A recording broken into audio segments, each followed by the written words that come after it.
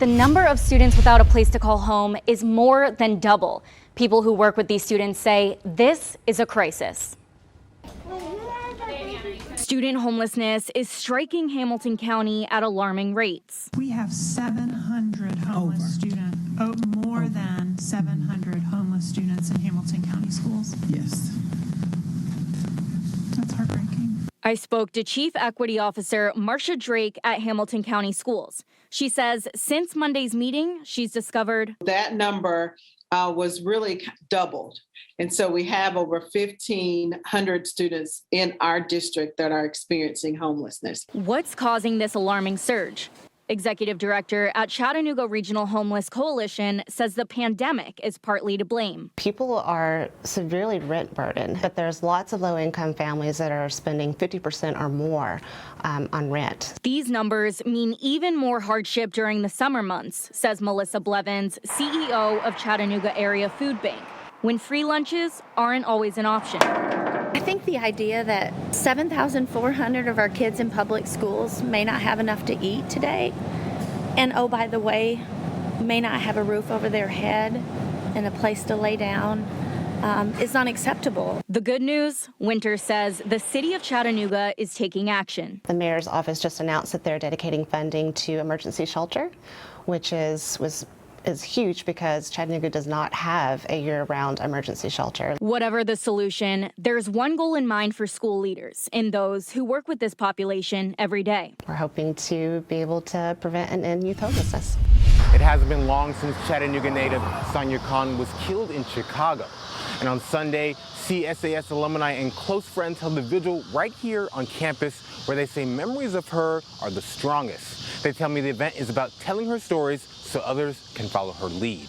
I still don't believe it's real. I don't believe there's so many instances throughout the week where I want to text her. Sania Khan's childhood friend, Grant Moore, is still trying to process her murder, but says one memory that sticks out is how much positivity Khan radiated towards others. She was a friend to everybody, whether they knew it or not. Anyone she would meet, she could find a reason to latch onto them and become a friend with them. Moore says he and other former classmates wanted to hold the vigil at the Chattanooga School for Arts and Sciences because it's where they have the most memories of her. It was an evening filled with speakers, music, picture signing, and balloons. But according to Moore, the event is about following her lead by sharing her story as a Muslim woman in America, something he says Khan was passionate about over the last year. Using the story she wanted to tell over the last year to honor her memory and who she was adequately is all I could really hope for. Friends and classmates hope more people lead by Khan's example and treat everyone as a friend. We're just a group of 90 kids that grew up together.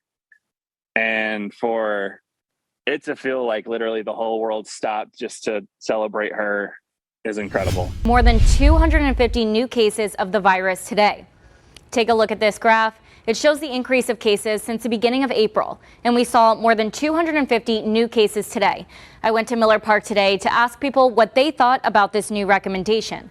The responses were mixed, but the health department says reintroducing a mask when you're inside is the best decision. I think that it seems to people that COVID's on the decline and not as dangerous as it was, but the data and the facts show otherwise. COVID is on the rise in Hamilton County.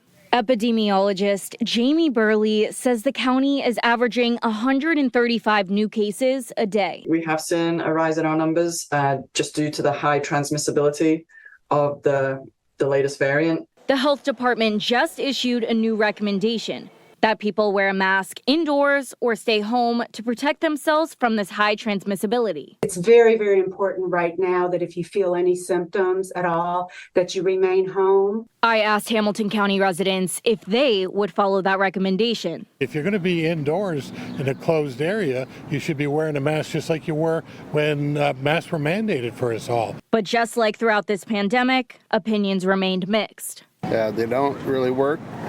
They're not designed to stop viruses, and it says so on the package. Whatever side you fall on, mitigation efforts are ramping up at the health department. Craig says they are developing a community outreach team to face these high numbers. Our team actually goes out into the community. We take the vaccine directly into the neighborhoods, into apartment complexes and businesses.